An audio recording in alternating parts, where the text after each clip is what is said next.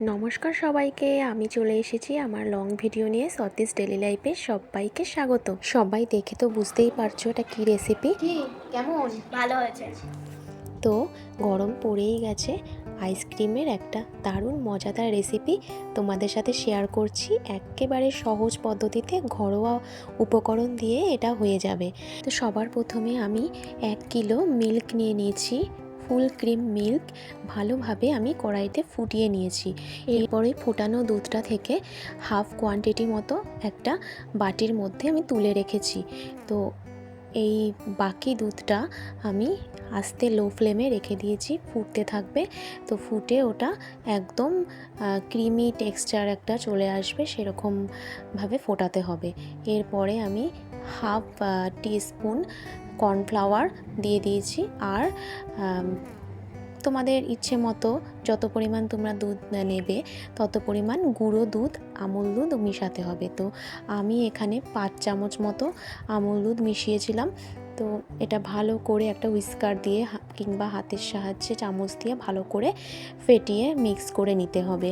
তো দেখো বাকি দুধটা যে কড়াইতে ছিল সেটার মধ্যে আমি প্রায় 5 চামচ মতো চিনি দিয়ে দিয়েছি।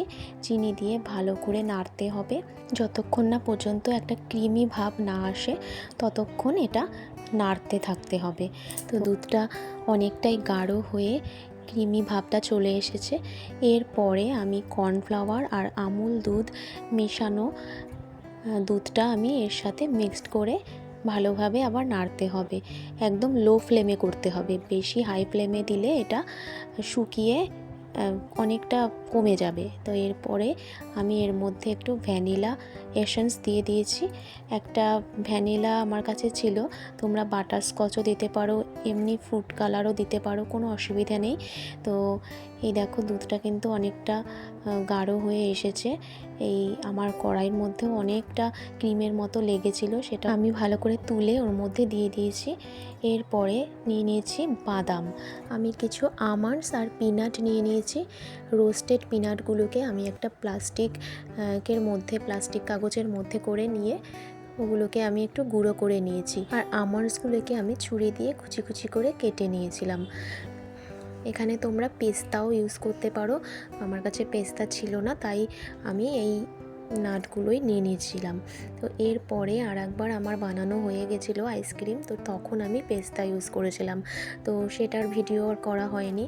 তো তাই তোমাদের সাথে শেয়ার করছি।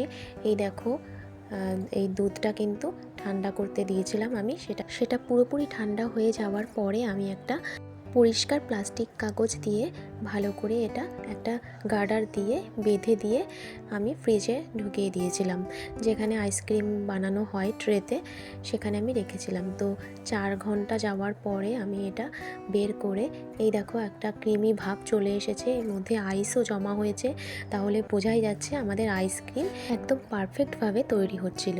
তো এবার আমি যেটা করব, এই আইসক্রিমের মিশ্রণটাকে আমি একটা মিক্সিং বোলে ঢেলে নিয়েছিলাম। তো এরপর আমি মিক্সিতে এটা ভালোভাবে ঘুরিয়ে নিয়েছিলাম যাতে একটা ফোমিং ব্যাপার আসে। তো দেখো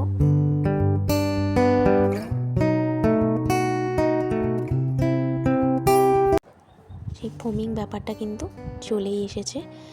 তো এরপরে যেটা করব, দেখো আমুল আইসক্রিমের 2টো কাপ ঘরে ছিল, তো এই 2টো কাপের মধ্যেই আমি ঢেলে এটা ফ্রিজে রাখবো আর একটা বোলের মধ্যে। তো দেখো আমি লেয়ার বাই লেয়ার আমি মিশ্রণটা ঢালছি আর বাদামের টুকরোগুলো দিয়ে দিয়েছি। এরপর এক্সেস বাদামগুলো আমি উপর থেকে ছড়িয়ে দিয়েছিলাম। তো দেখো উপরে বাদামগুলো সাজিয়ে দেওয়ার পরে কি দারুণ লাগছে দেখতে, তাই না?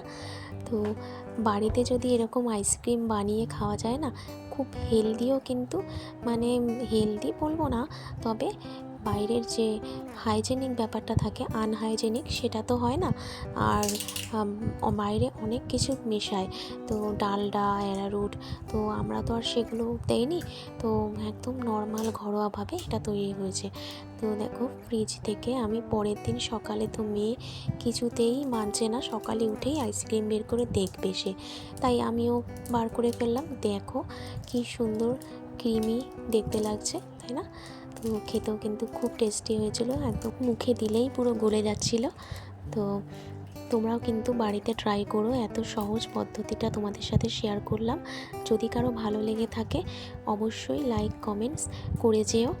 এই যে আমার মেয়ে সকাল সকাল আইসক্রিম নিয়ে বসে গেছিলো। আজকের মতো টাটা, দেখা হচ্ছে পরের কোনো ব্লগে।